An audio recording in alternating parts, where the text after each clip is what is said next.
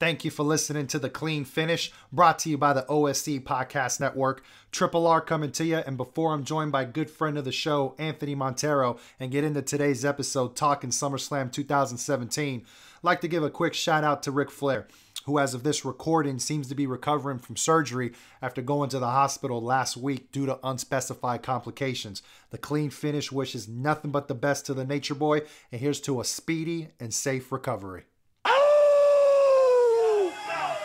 That's what I do in the morning when I kick 5 girls out of bed.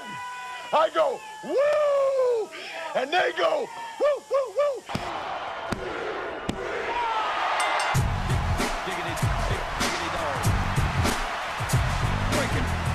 Welcome to The Clean Finish. This is episode 1, and would like to thank everyone for taking the time to give this show a listen.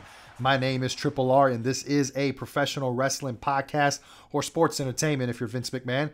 I am a lifelong fan, and while I'm decently versed in all types of wrestling from various regions around the world, this podcast will mainly focus on the WWE. As I mentioned at the start, I'm not flying solo on this episode. I do have a tag partner from the NTTB podcast.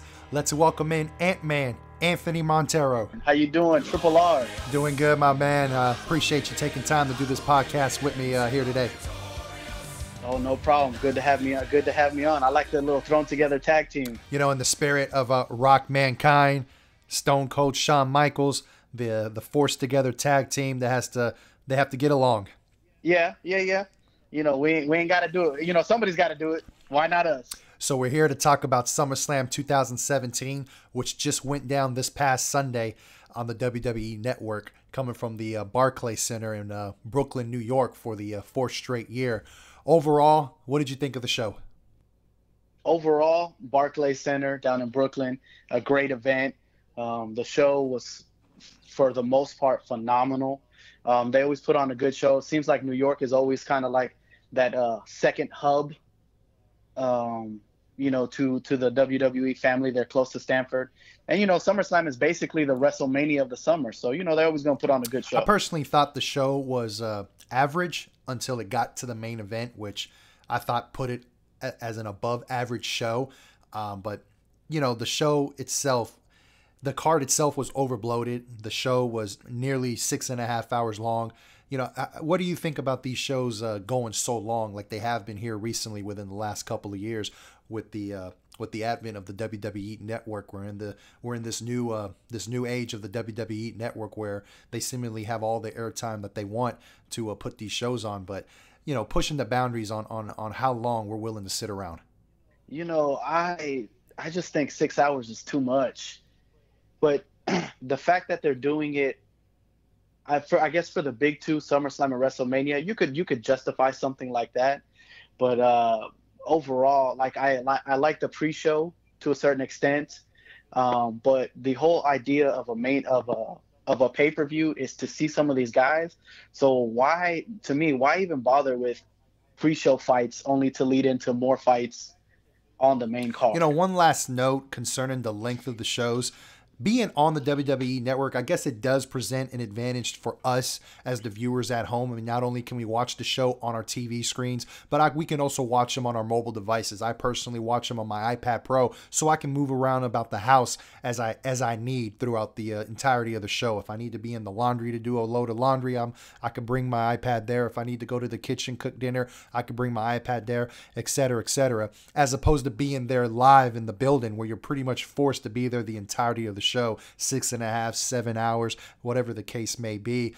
Give or take a few breaks to the concession stands, bathroom breaks, or whatever the case. But definitely have the advantage sitting at home. Speaking of being there live in the building, apparently there have been reports stating that the doors opened a little late at the Barclays Center, not giving enough time for fans to settle in as they kicked off the show with the Hardy Boys and Jason Jordan going up against Miz and the Miztourage. And it's kind of a bad deal on both sides of the coin here, as you have a pathetic looking crowd, you know, looking like the local armory, and you got these legendary performers in the Hardys trying to do their thing in the ring. And on the flip side of that coin, you got to imagine there were fans there specifically to watch the Hardys, and you know, you get caught up trying to find your seats and the match is going on, you may have missed out on your opportunity to watch them perform. Yeah, I mean, I agree with you in the fact that because it is on the WWE Network, because there's an app, We have iPads, we have cell phones, that it is mobile. And for a fan that's not at a live event, it's convenient. You can pause it, come back to it. You can do all that other stuff. And you're right. There are some people with nostalgia or just young fans that like the Hardy Boys that are there to see the Miz and all those guys, and they can't get in. And I can see how, it seems like almost these events, you have to basically plan your entire day to be at the arena. And I can see how that, as a fan, that's just going to get overwhelming and just too much. Can we talk about the pre-show? Did you have a chance to watch any of the pre-show? I watched a little bit of the pre-show, but I'm not a fan of the pre-show. So I watched a little bit of the pre-show, and then I went back and watched a little bit of the match, and I saw the highlights. And, the Hardy Boys always going to give you a good fight. Jason Jordan's very technically sound, and hence hit the storyline with Kurt Angle being his father. He's very, wrestling based. And then The Miz has worked his way up from being the guy from the real world to, who he is now. And Bo Dallas and Curtis Axel, they're guys that have been mid-carders just floating around there. They have the potential, just never had a good gimmick. So, overall the match I think was okay. But my pet peeve here is, why are champions, people who are holding titles, not on the main event? Like, I don't understand what the WWE is doing with The Miz. The guy was white hot on SmackDown. You bring him to Raw, and he's just floundering. I agree with both your points. First being championships defended on the pre-show portion of the event, as opposed to being on the main card. On the one hand, I do understand the thinking that it's the same building, it's the same ring, it's the same show, and it doesn't matter where you land on the card. But they call it a pre-show for a reason. It's a separate entity on the WWE Network menu. And I don't know about all releases. I know it was the case on the WrestleMania home release. The pre-show wasn't even a part of that particular DVD. So if all you know of that particular event, WrestleMania 33 being the example here, if all you know of that event is that home release that you have, there's a slew of matches that went down that on that particular day that there's no record of on that DVD release. One of them being an excellent Cruiserweight Championship match between Austin Aries and Neville. And as far as The Miz, again, I agree with you. I do believe the move to Raw has really hurt the trajectory that he seemed to be on over on SmackDown, where they can seriously use a man of his talents right about now, especially in the WWE title scene. He's simply in a bigger ocean over on Raw, swimming with some big-ass fish right about now, and he's not going to get the shine as bright over there as opposed to being on SmackDown. Yeah, and honestly, I think on SmackDown, I agree with you. I think he was heading towards a championship, and I felt like his character could even go that one step further. His heel character could take it almost like Ravishing Rick Rude used to do, when he would call the people in Orlando some sweat hogs and would tell them to stand and appreciate the body that is Ravishing Rick Rude. I thought The Miz could, take his character with "my hand goes up, you guys stop talking," and push that even further on SmackDown. And there was a title shot in his future. And then, as you say, he's swimming in a bigger pond on Raw, and it's just kind of, it's not catching yet. Yeah, and another thing that didn't catch on apparently was Tozawa's reign as Cruiserweight Champion, as he drops it back to Neville in the second match of the pre-show. He held the title for less than a week. They had a decent match, nothing that we hadn't seen from them before, but quick title change here. Not too sure what the point was for him to have the title in the first place if he's going to drop it back to Neville less than a week. Yeah, I don't understand what they're doing there. I don't know if it's you, but I'm kind of over the whole cruiserweight being on Raw. You got the 205 Live. I'm kind of over the cruiserweight division, mainly because there's just nobody on there that just grabs me. There's nobody on there that just makes me want to be like, hey, I need these guys on more time.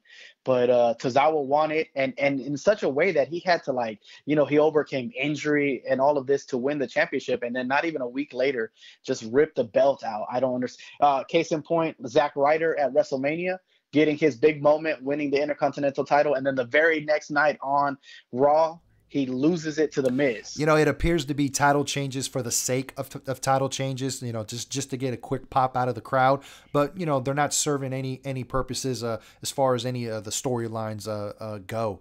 And then we have another title match to talk about here on the pre-show. This time for the SmackDown tag team titles. New Day going in as newly crowned SmackDown tag champions. They just got the belts off the Usos, who they faced here on the pre-show a few weeks back on Battleground, SmackDown's exclusive pay-per-view on the WWE Network. And again, in another surprise move, dropping the belts back to the Usos. But this was a pretty phenomenal match. I agree. New Day and Usos, they have great chemistry together. The heel turn for the Usos, I think, has revitalized their career. The New Day's coming over to SmackDown has given the SmackDown titles, the tag team titles, a kind of a boost, a big name in the division, has elevated that division. But again, and SmackDown has been doing this a lot lately. I don't understand why tag team titles, if this is a big push for you, is on the pre-show. At least by this point in the show, they've amassed a decent enough crowd to make it look respectable, as both these teams were just out there killing one another in an excellent match. You know, the one silver lining that I guess you can say about being on the pre-show, typically you're given a little bit more time, since they have a lot of time to fill in the pre-show. The pre-show itself is about 2 hours long, so they were given roughly about 20 minutes, and being put on last on the pre-show, I think it was WWE's way in acknowledging, like, hey, this is really the first match per se of the real SummerSlam main card. And both these teams just went out, tore the house down, especially with that nasty, spot where Uso A tosses Xavier Woods onto Uso B, who was outside on the floor, catches him and does a Samoan drop. I did catch that spot, and I thought that was a great move, something that they could incorporate more with the guys that they are able to do that. Their Usos are very prolific in their wrestling, and Xavier Woods and Kofi Kingston, those guys are very nimble and very, do big pops and stuff like that. So I did catch it, and I thought it was pretty good. I agree with you in the fact that them probably leaving it on there was kind of like the first SummerSlam match. I don't even think Jinder Mahal's match, the championship match we'll talk about later, got 20 minutes, if that. So, they got good time, but I would like to see that on the SummerSlam, because if we're looking at just people who are tuning in who aren't watching this pre-show, they're going to miss a heck of a match, a heck of a tag team match, because it was on the pre-show. And that does wrap up the pre-show as we go into the actual main card. And not only do we see John Cena in a surprise move open the show, but he's actually the very first person to come out in his matchup against Baron Corbin. How'd you think John Cena looked opening the show? I'm okay with him opening a pay-per-view. It's different. You hadn't seen that from Cena in a while. Cena's a guy that's basically transitioning to almost a part-time wrestler status with his movie career up and coming. Just recently signed on to star in the lead in the Bumblebee spinoff for Transformers. So what I couldn't understand is John Cena's kind of comical, whimsical feel for the whole night of that, for that whole fight. Yeah, it didn't make any sense whatsoever, because the story going into the match was John Cena interfered while Baron Corbin was he had cashed in his Money in the Bank, and it was trying to capitalize on Jinder Mahal being down and out from his match with John Cena. And Cena interferes, and Baron Corbin loses his championship match, failing to cash in his Money in the Bank. And that heat that you would assume would transpire from that situation didn't really carry over into the match. Not only on Cena's end, but on Corbin's end as well. He comes out to his normal entrance, walks down to the ring at his normal pace, gets into the ring like he normally does. There's no extra fire. I mean, this guy, Cena just costed him his championship opportunity. You would think he would come out, ready to kick someone's ass. Yeah, I'm not even waiting for my entrance music to hit. I'm hitting the ring. I 100% agree with you. And the fact that this match was built basically for Cena to put over Corbin, and he's very taking it lightly, and that's okay. Like initially, hey, I'm playing mind games with you, but then you settle down and get into the rhythm, and you take it very seriously.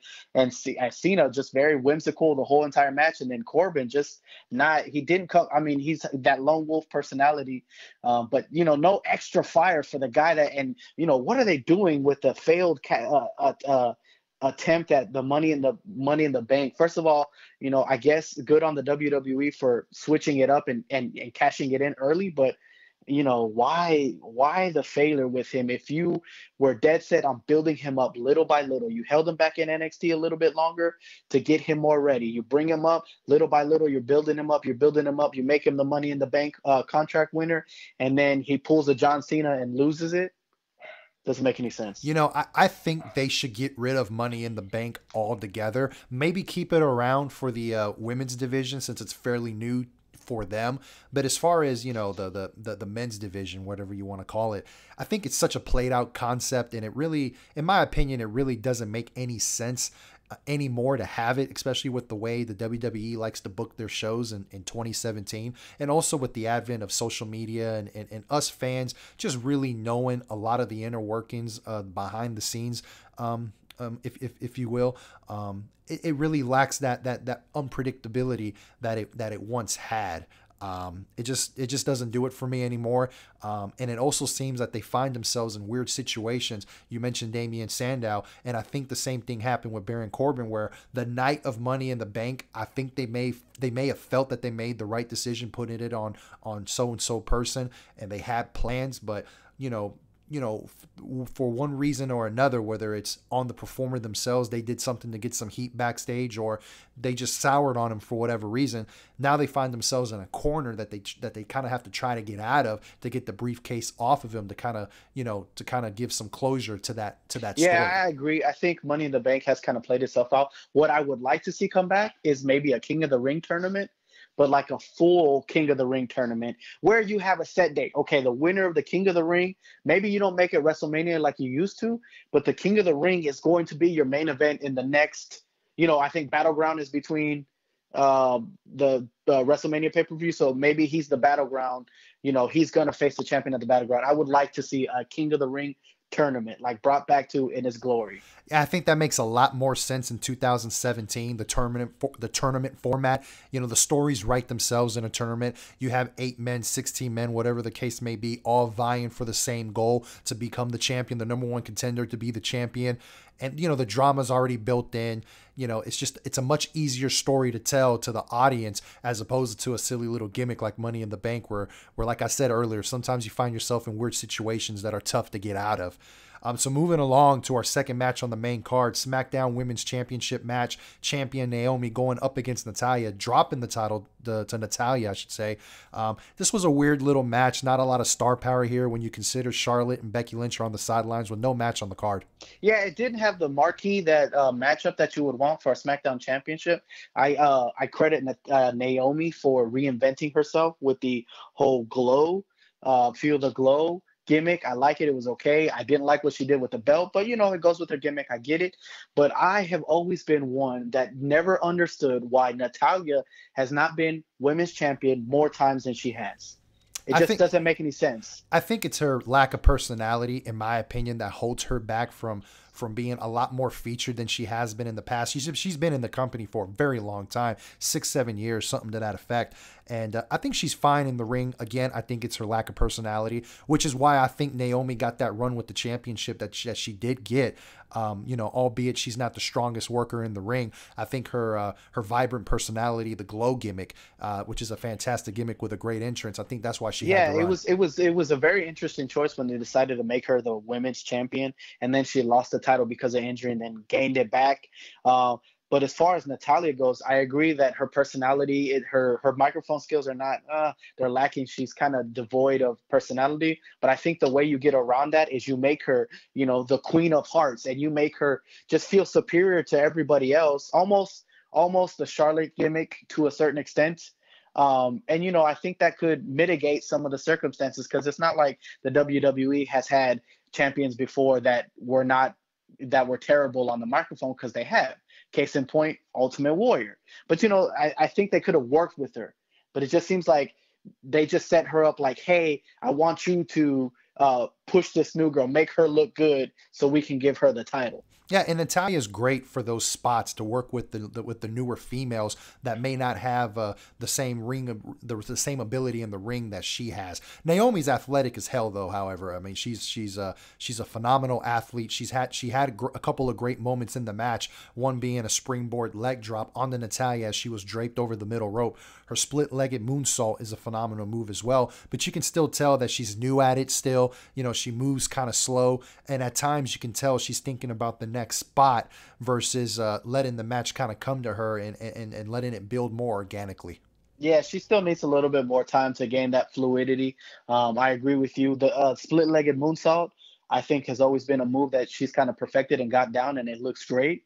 But it does look at times that they're thinking about the next spot as opposed to just going with the flow. So they showed Carmella backstage watching the match. Were you surprised they didn't do a cash in after this match? I honestly thought that was on the horizon. I honestly thought Carmella was going to screw Natalya out of the title to begin with, not even let her get close. She gets that 2 count.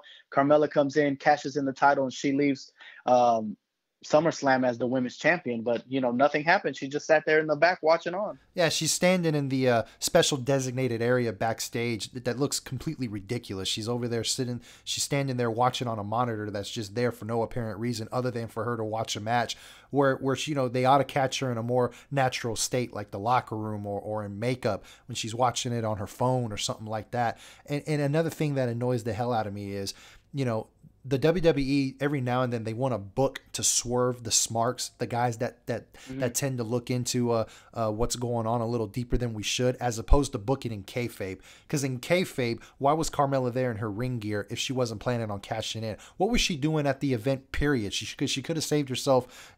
She could have had the night off and watched the event from the comfort of her home, as opposed to being in the building if she wasn't planning on cashing in.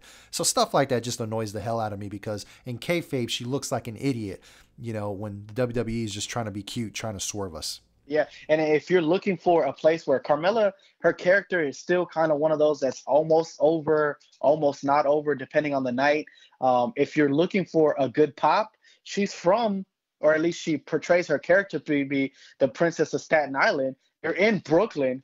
What a greater opportunity to get that pop that you're looking for her to screw somebody out of the title and cash in that money in the bank. Yeah, I was definitely disappointed not to see some sort of involvement with Carmella in this match, whether it be just a simple run-in, a tease of possibly cashing in the money in the bank. But for her to do absolutely nothing was a little disappointing, which leads us to our next match. Speaking of disappointing, Big Show versus Big Cass, Enzo Amore in the Shark Cage. Why? First of all, why? Second of all, I think the WWE has blown an opportunity with Big Cass and Enzo, and they're just spinning their heels to try to figure out what to do with these guys. As evident with the Big Show's involvement in this match, this match should have been some form of a street fight between Enzo and Cass. I mean, the story's right there to tell. David versus Goliath, Enzo versus Big Cass. He's had enough of this partnership. He's had enough of carrying all the weight. And then exactly, you can do a false count anywhere, 2 out of 3 match, whatever you want to do. But I think the execution in their breakup is what doesn't make sense. Oh, absolutely. I think the who done it, who attacked Enzo story that they went with to break the team up was just completely ridiculous, especially when you consider how dominant Cass has been in this feud. I mean, what was he afraid of to just why didn't he just step to Enzo like a man from the get-go? It absolutely makes no sense. I want to go back and touch on Big Show's involvement in the match. Yeah. You want to give all respect due to the Big Show. He's been around for a very long time. He's a veteran, but at the end of the day, we're talking about a guy that's been around since WrestleMania 15, back when they were still known as the WWF, back when he was in his heyday, in his prime. And yet here we are, 2017, and the man's still lumbering around the ring. Yeah, this guy's a fossil. And I agree with you. This man got in great shape for a match that was supposed to happen at WrestleMania with Shaq, and it didn't. And he looks phenomenal. But, it's almost time, how much more can you do for a guy when he really can't do a whole lot much more now? I think it's time to try to transition him into, one of those guys that's almost like an Undertaker role where he just shows up every once in a while. He gets a good pop, and then, he disappears for a while. I think it's just time. Really the only thing worth mentioning in this match was the fact that Enzo managed to slip out of the cage in a rather creative fashion. He took off his pants and took off his shirt, oiled himself up, and he managed to slip through the bars. But he slipped through the bars, went through all that trouble just to land in the ring and catch a big boot from Kaz, and his ass was knocked out. Oh my God. And the fact that Big Show's down, Cass is looking at you the whole time, and you're just swinging there, and you literally just drop right in front of him for him to give you a boot to the face. I'm like, what's the point? He could have stayed in the shark cage. Yeah, it's just one of those spots that makes absolutely no sense. I mean, why not try for a crossbody? Exactly. Just jump right on it. Even if Big Cass catches you there and then power slams you, at least you gave it your all. And instead, he just hangs there and then just drops and then catches a boot to the face. Bada boom, realest guy in the room. How you doing? Up next, we had Rusev and Randy Orton in a complete squash of Rusev. And I loved it, but I also hated it. I loved the creative booking on how they were able to squeeze in a short match on such an overfilled card. But obviously, I hated that it had to be Rusev to catch the short end of the stick here. I have no idea what the hell they're doing with Rusev right about now. Yeah, I think the booking was clever, and I think good on the WWE for not sacrificing the women and their time in order to give a fight like this more time than what it really deserved. But I agree with you. How bad in the doghouse is Rusev that the man has just become like a jobber and for no reason. And apparently it's because he cut his hair and didn't tell the WWE. That's actually the first I hear of that, but it wouldn't surprise me one bit. The WWE can really come off bitter. I remember when they posted their engagement, Rusev and Lana, and they made it public on their social media account, and that ruffled some feathers in the office. I mean, I understand you want to protect, the characters that they portray on TV to a certain extent, but again, we live in the age of social media. It's their personal lives. They shouldn't have to hide that for anybody, whether it's people in their personal lives or the company that they work for. If they want to let that be known, let it be known. What they're doing with him is an absolute joke. Yeah, well, and it goes contrary to how they booked him to begin with. This guy came up from NXT, was a surprise entrance, I think number 17 or so in the Royal Rumble. Came out and eliminated 2 or 3 dudes before anybody got close to eliminating him. They booked him as a beast. He was unstoppable. He had the modified camel clutch, with the Rusev crush. And then just on a drop of a hat, all of a sudden things change and this guy's losing to people he has no business losing to. And then what about Randy Orton, who last pay-per-view was fighting in the Punjabi prison match for the title and that's now relegated to a match that was not the greatest, pre-show worthy at best. Yeah, I see what you're saying, but I also look at it in the sense of the WWE's been asking a lot of Randy Orton lately, having to put over Jinder Mahal, so they hooked him up with an easy night's work. He was the one that got his big move in.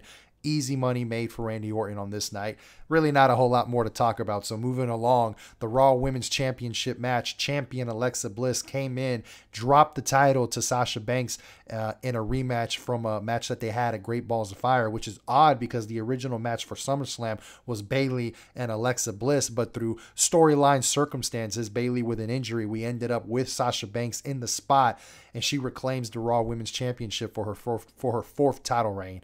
I thought it was a pretty decent match. Yeah, I think the match itself was great. I think Bliss and Bayley have good chemistry together. They did their best that they could do. And I agree. I think the rematch here, Bayley versus Bliss, would have been better.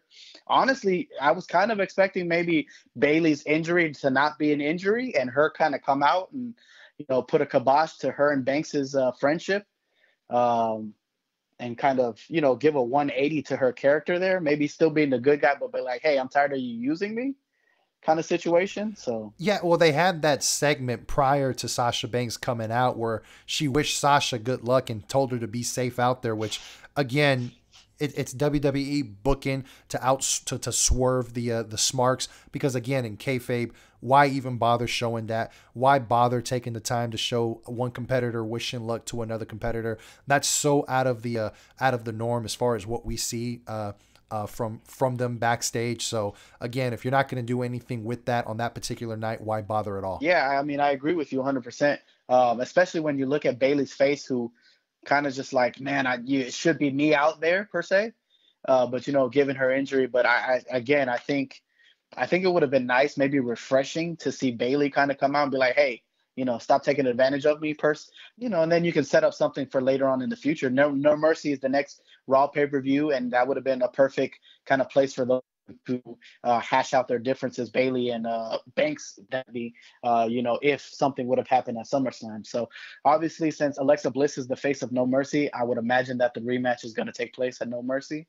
And it should be interesting to see where they go with the women's division, since they've moved Charlotte to SmackDown and take up the place where Charlotte was held onto for so long. Yeah, it's definitely going to be interesting to see what they do with the Raw women's division for the remainder of the year, heading into WrestleMania next year. They have the tools and the players to make something happen with Sasha Banks with your championship.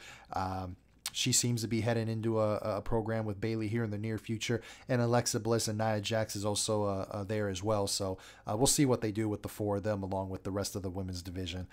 Moving things along, we got the Demon Finn Balor going up against Bray Wyatt in a matchup that, honestly, I wasn't looking forward to it heading into the pay-per-view. It was a matchup that I didn't see them having a good match in the ring. It was a matchup that seemed nice on paper, but the two different styles that they have, the two different body types, to be completely honest, I just didn't see how they were going to mesh with each other in the ring. But I got to be honest, I was surprised. They had a hell of a match, and let me tell you, the Demon Finn Balor was over tremendously in that building. Yeah, I think the match itself, considering that, again, like everything you said, their body types, their wrestling styles, was very surprisingly really, really good. And Balor was super over. And I think people are just not only over with the Demon, the Demon costume and stuff like that. I think they're over with the fact that they want the Balor Club, that they have the people in places to do the Balor Club. And they want these guys, they're cashing in on some of his indie glory. But I just don't, the one thing with Wyatt is Wyatt's such a talented wrestler, and his gimmick is such an interesting persona. And yet, at times it feels like he's just they don't know what to do with him, so he's just a guy that's going to put you over.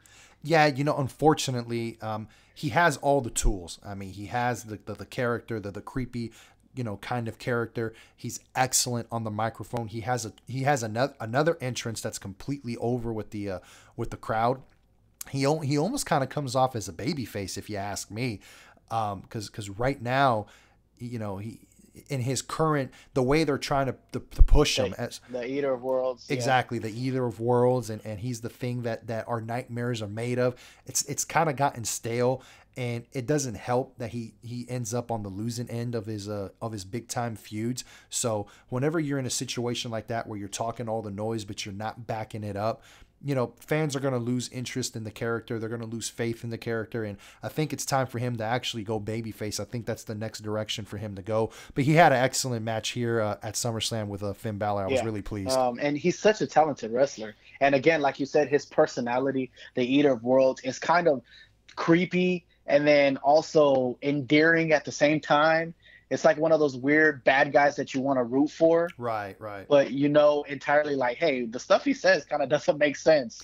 No, it doesn't. But he says it in such a manner that where you almost don't care, because his whenever he's cutting his promo, the way they have the arena lit, everyone holding up their cell phones, is such a cool environment that you almost get lost in it. And yeah, you really don't pay attention really to what he's saying, because if people actually did pay attention, they'll be kind of scratching their heads wondering what the hell this guy's talking about.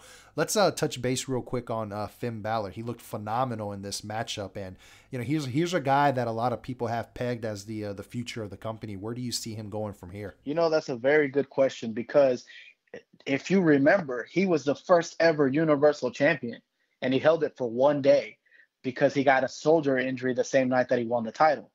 And I don't see him on the short list of getting that title back anytime soon.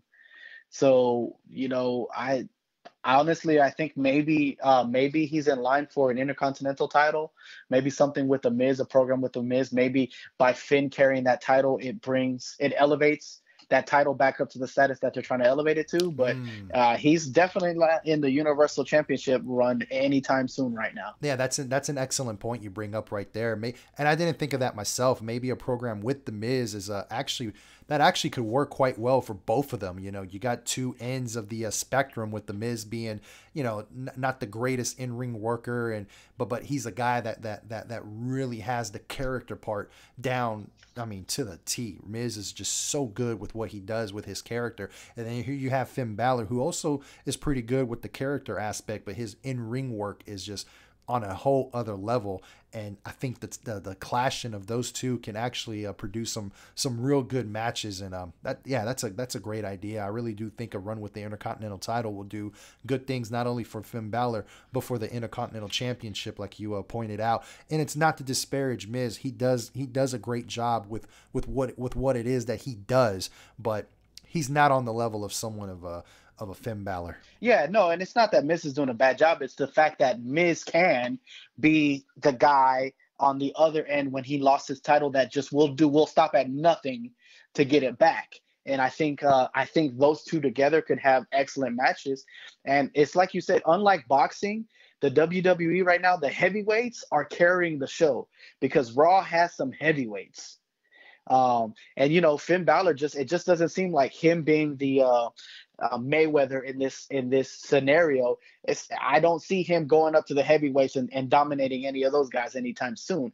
I know that you said like he's won against Roman Reigns and they've had some good matches, but these guys are on another level, like you said. So I think an Intercontinental title run, maybe one or two times, a program, maybe a long-term program between him and the Miz, and maybe you throw in a surprise guy in between all that, I think would work excellent for Finn Balor and kind of propel him back into that big boy status. Yeah, because right now the main event scene is so crowded, and we'll touch base on it obviously when we get to the main event. And you no need to look any further than our next matchup. You have two top guys in Seth Rollins and Dean Ambrose going up against Cesaro and Sheamus for the Raw Tag Team Championship. Sheamus and Cesaro being the champions going into this match, and we get, I believe, our fifth title change on this match. But this match was fantastic. All four men worked their asses off, and I thought they produced a phenomenal match, a fun match with an incredible finish. What did you think of it? I agree. I think these guys had excellent chemistry. That Ambrose and Rollins know each other inside and out, and Cesaro and Sheamus not too long ago were guys that were fighting in a 2 out of 3 falls match because they couldn't stand each other. They've transformed excellently as a tag team championship together. We've seen them grow together, much like the New Day had grown together from that gimmick. And these guys are just on a different level. And that match was phenomenal. Each had an opportunity to shine. Ambrose looked good withstanding all the submissions. They had their pops. Rollins had his pops. Each had an opportunity to shine, and even in defeat, the former tag team champions still had an opportunity to elevate their game. I think it was a great match. Spot of the match: Cesaro running into the crowd, grabbing the beach ball, ripping it to shreds. Oh my God, it was a perfect, just out of like the nuance of them just running, grabbing in that beach ball and just ripping it to shreds. Like, hey, like I've got business here I got to do. You need to be paying attention to us. Oh my God, perfect timing.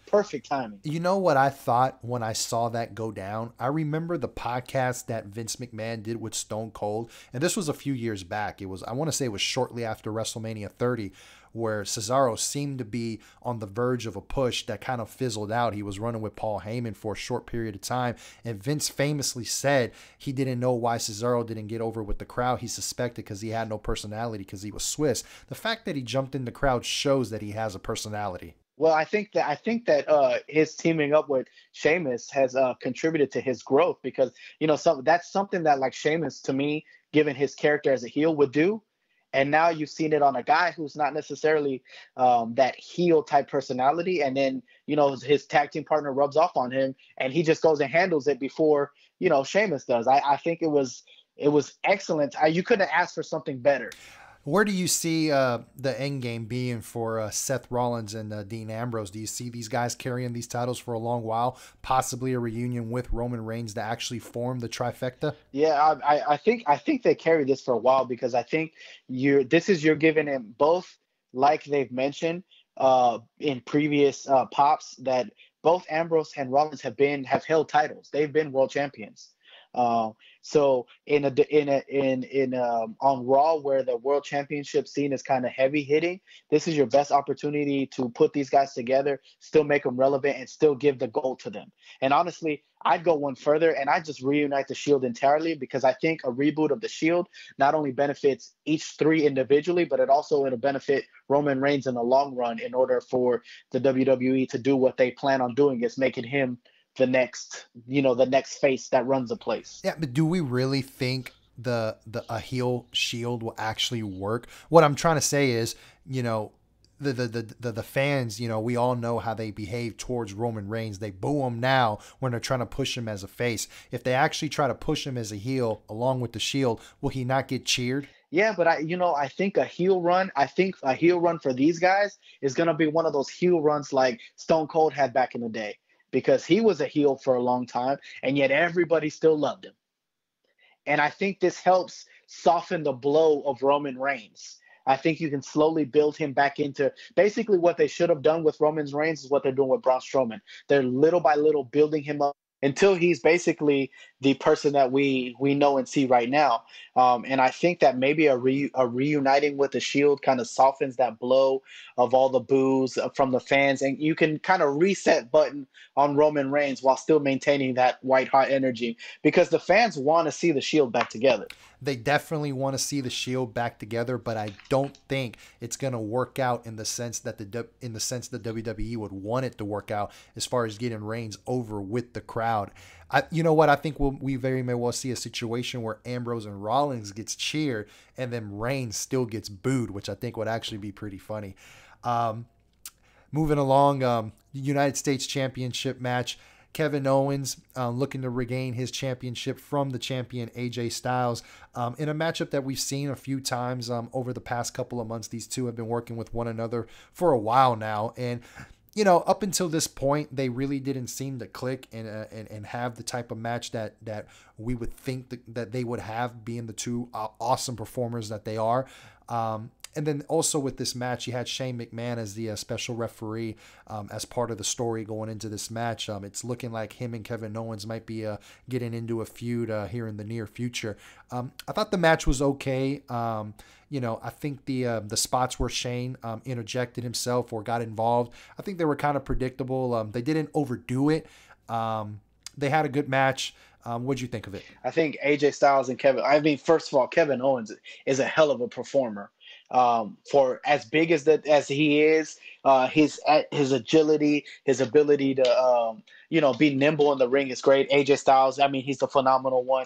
There's not much that you need to explain with AJ Styles. I was worried about the special guest referee. I was assuming that at some point in time there was going to be an accident. That one of the guys bumped into the referees or whatever. But I like the way they handled it. It didn't seem like Shane McMahon was waiting to be hit. It wasn't like these special guest referees that are just like, you could tell that they're getting him in position. I think it felt organic. It felt natural. And I think it also potentially sets up a future feud between Kevin Owens and Shane McMahon. So I think it did what it's supposed to do. And I think the match overall worked. Shout out to Shane McMahon, who was rocking the custom Air Jordan 31s to match his referee shirt. Did you catch that? I did. From the moment he came out down this thing, I was down the aisle. I was trying to find out what Jordans he was wearing. And I did see the custom 31s, and Shane McMahon's a sneakerhead. Power laces. All right. I'm thinking to myself, I do not need to see AJ Styles do another Styles clash on Kevin Owens. Yeah, and you could tell he was having trouble trying to get it done. You probably want to finish if you're AJ Styles with the Pele, the Pele forearm or the Pele kick. on Kevin Owens instead of the Styles Clash. That's a little too much. It's not only not a good look for AJ Styles because he's struggling to get him up, like you pointed out, but it's also not a good look for Kevin Owens either. I mean, we all know Kevin Owens isn't a body guy per se, but we don't need to see all of Kevin Owens hanging low like that. No, it really doesn't. Did you catch what Owens said to Shane McMahon though? The man's a genius. You can fall off of buildings, but you can't seem to count to 3.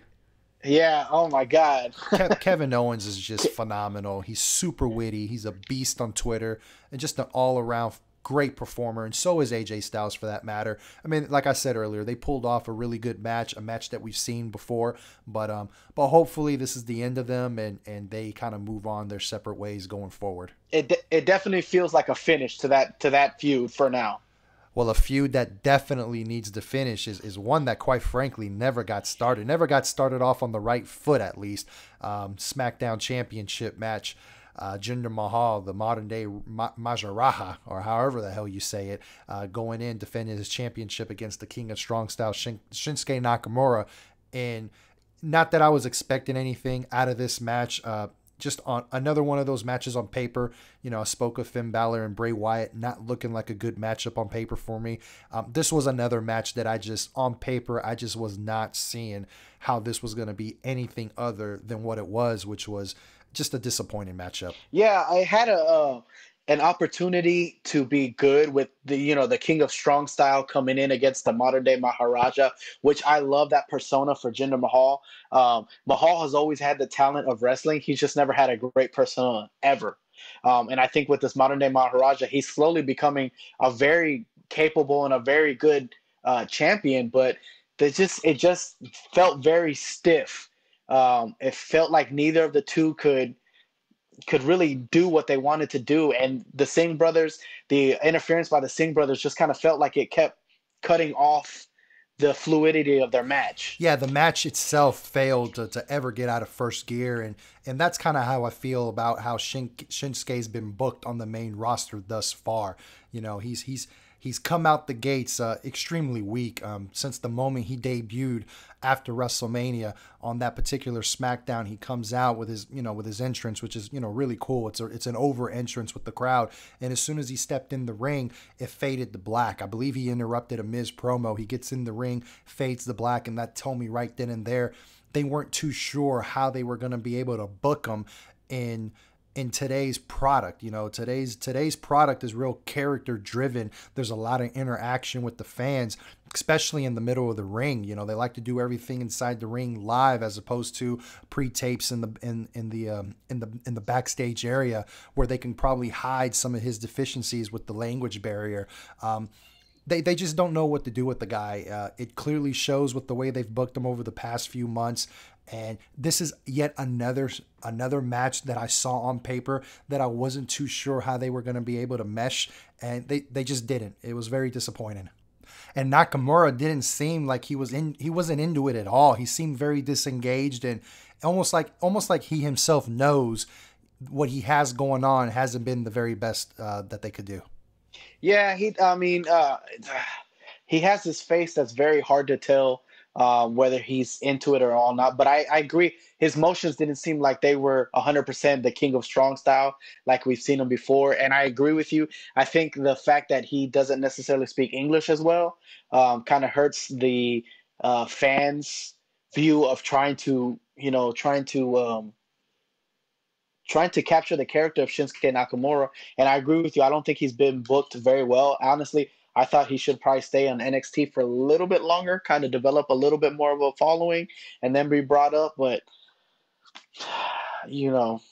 I don't know what they're going to do. But I like how Jinder's improvement. But, again, his finishing move, I don't get it. It seems kind of weak considering how big and buff this guy is. And just the whole ending, even with the Singh brothers interference, it just seems not to be fitting a modern day Maharaja. He has to have that killer mentality. Like, I'm going out there and I'm like the Revenant. I'm going out there. I'm Leonardo DiCaprio. I'm killing that bear and I'm going to wear it on my shoulders. And the Singh brother interference just seems to be counterintuitive to his persona. Hey, I'm glad you mentioned his finisher. We've seen our fair share of lame finishers, But I have to agree, Jinder Mahal's finisher is super weak. Especially just like you pointed out, a dude is built like he is. You would think he would have a move that's visually more impressive and visually again would look like it's more devastating on their opponent. What do they call that move? Do you even know what it's called? The Colossus or something? No, it's called the koala, or it's an Indian word. It koala. Starts with a K. The koala, book it. The koala bear managed the impossible. I mean, it's something with the K, because I heard them repeat it several times. But I'm just like, it's just a weak. I think it's weak. I think maybe on the knee. There was somebody did a move on the knee that I thought, man, if they could continuously build that, that'd be a finisher for them. You're thinking of Baron Corbin. He did a choke slam on John Cena on the knee. Baron Corbin. Exactly. I think if he could, work on that, I think that'd be a killer finisher for him. Well, speaking of killer finishers, we finally get to the main event of SummerSlam 2017. Universal Championship contested in a fatal four-way. Brock Lesnar champion going in, defending against Roman Reigns, Samoa Joe, and Braun Strowman. What about the match these four put on? Fantastic, in my opinion. It was definitely the match of the night by a long. Oh my God, they found a way to let each star shine, and yet still make Braun Strowman be the monster. I think Braun Strowman was the wrestler of the night. I mean, that dude first of all, he tossed Brock Lesnar from the middle of the ring to a ring post like he was 100-pound wrestler. I think they made a mistake not putting the title on Braun. Lesnar retained at the finish of this match, but man, I think they missed an opportunity here. We spoke about missed opportunities earlier. I think they missed another one here by not putting the championship on Strowman. I don't know how much stronger you could possibly make this guy look and not give him the championship belt. I agree. I think you miss an opportunity to make him the champion. I honestly thought Brock Lesnar was going to drop the title to someone. But I agree. The fact that, first of all, he manhandled Brock Lesnar, and then he put him through not one, but two announce tables, and then took the third one and threw him on top of him, and this guy cleaned house. How do you not capitalize on the opportunity? That's one of those decisions where you get in the referee's ear and it's like, hey, we're changing up the finish here. Yeah, you definitely call an audible. I know you go in with a plan, but when you see the reaction he's getting from the crowd and how over he's getting with the crowd. I mean, this is something that hasn't happened for this company in quite a long time. A guy to just organically get over with the crowd. Probably not since Daniel Bryan. I mean, it hasn't worked out for Roman Reigns. John Cena, I think over time has gotten over, but it didn't work out for him at the start either. I mean, Daniel Bryan's literally the last person I could think of to get over as huge as Braun Strowman got over, especially on this night. And we have to give credit to Brock Lesnar here for helping make Strowman become the star that he became tonight. Without him, it couldn't have been possible. Yeah, I agree. I think Brock Lesnar doesn't get enough credit for his passion for WWE because of the simple fact that he's a guy that doesn't get along with a whole lot of people. And it's not that he doesn't get along with them. He just chooses not to associate with them. He just he keeps his circle very tight.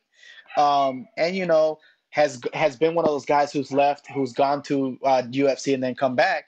But, I don't blame Brock Lesnar. The WWE gave him a contract to do that. And he's doing what he's supposed to be doing. When they tell him to be there, he is there, and he brings it on full strength. So, Brock Lesnar, to me, I think is an excellent performer. And then the problem is, I think the reason why the WWE hesitated on the audible is because leading up to that, Paul Heyman said, hey, if he doesn't retain the title, he's gone. So they shot themselves in the foot with that.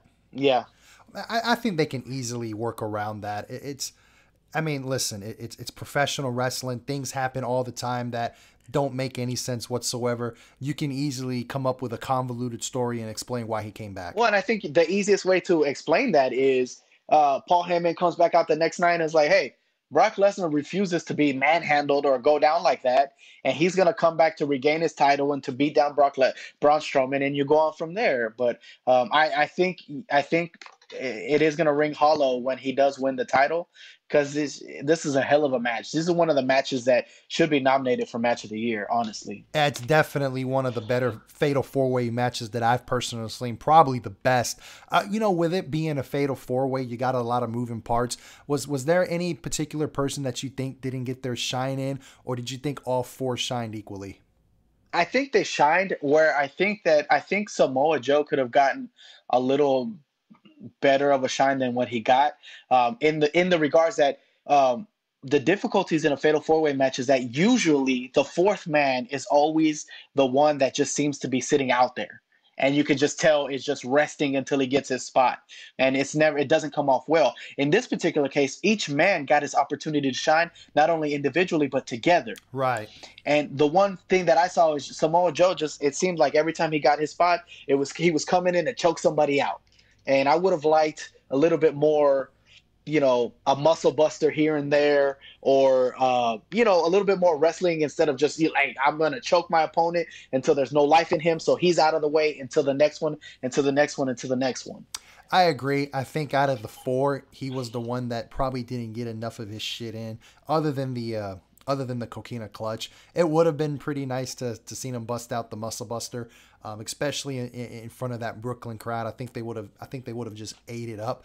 But I think realistically, the only person he may have been able to give it to is Roman Reigns. I mean, he's a big old boy, don't get me wrong, but I'm not seeing him doing that to Strowman and I don't think Lesnar's willing to. I don't think they're willing to let Lesnar take that kind of a bump, as it can be dangerous if not taken properly. So I think it's pretty obvious where they go from here. It has to be Lesnar and Strowman. I don't know if they do it as soon as the next Raw pay-per-view, which is No Mercy, or if they hold off to possibly Survivor Series. I don't think they can hold off to Royal Rumble or WrestleMania. I think Strowman is going to be your number one contender, honestly. And I think you probably end up having that at No Mercy. And I think that's maybe where you go ahead and Brock Lesnar drops the title, disappears for a little bit, and then comes back. And then you give Strowman an opportunity to see, because you've already got his number one contender and the number two contender after that in Samoa Joe and Roman Reigns. So you have feud for days built in already, on top of maybe Brock Lesnar coming back either right away or later on to get his rematch. So I think maybe No Mercy is a perfect opportunity for Braun Strowman to get his chance at holding the title. Well, I wouldn't blame them if they pulled it off that soon. I personally will hold it off just a little bit longer, possibly till Survivor Series. But, we live in a world now where these guys can get hurt at any time. So you probably should do the match while you can, while both competitors are healthy. I can probably see that. So, all right. So it sounds like we both agree. Pretty decent event. The main event takes it to another level. I think it's about an average show, about probably a B minus, somewhere around there. What say you? I think overall you're looking at a strong a B plus.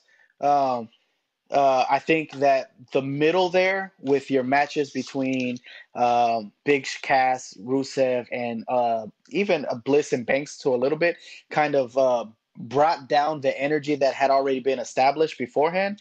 But overall, I think you've booked some fairly smart matches, some matches that got over really well. So I think it's a B. I think it's a B. Well, that's about as a clean finish as we're going to get. Man, Ant-Man, I just want to thank you for your time, man. Appreciate you helping me out with my very first episode. Oh, thanks for having me, Triple R. I hope to be back on, and a recurring guest. So I hope you do big things. The clean finish is going to be a podcast that takes off. Absolutely. And you and we're going to get down again. How about you tell the people where to find your show? Sure. If you're a basketball fan, we narrow our focus to the Oklahoma City Thunder, but we also cover the entire NBA. So that's the NTTB podcast. And that's myself, Ant-Man. I go by my alter ego, Anthony, and Alex, who is my brother-in-law. We do that. We're big Thunder fans. And you can visit the Now That's Thunder basketball website too. You can catch all our podcasts on there. We're about 9 deep. So give us a shout. Will do, my man. And I can't thank you enough for the time. All right. Appreciate it. Thanks for having me, Triple R. And with the sound of the bell, we've come to the end of today's episode. I'd like to once again thank good friend of the show, Ant-Man. Be sure to check out his show, the NTTB Podcast. You can find them on iTunes, where you'll eventually find this podcast as well. But for now, be sure to find us on the OSC Podcast Network YouTube channel, along with my other podcast, the PTGC. That's the Pimp Trick Gangsta Click, with good brother of the show, the almighty RSL, the Boski, Snag's favorite son, Rashawn LeBeau. Thanks again, everyone. Time to go home.